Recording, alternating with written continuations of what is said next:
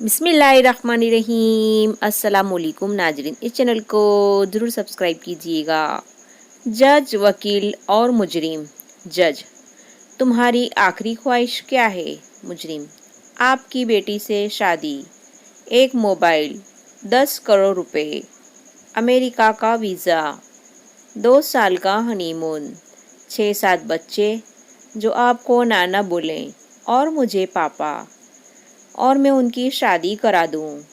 उसके बाद आप जो फैसला करें वो मुझे मंजूर होगा। जज: हा हा हा हा हा, मेरी कोई बेटी ही नहीं, लटका दो इसे।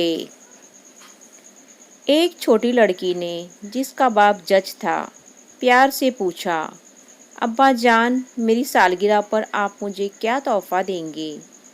बाप, जो किसी मुकदमे का फैसला लिखने में मसरूफ़ था, बोला, 14 साल का कैद बामुशक्कत।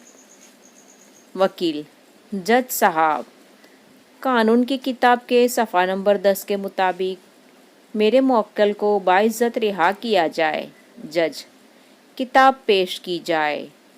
वकील ने किताब पेश की और जब जज ने सफ़ा खोला तो उसमें 5,000 के 2 नोट थे।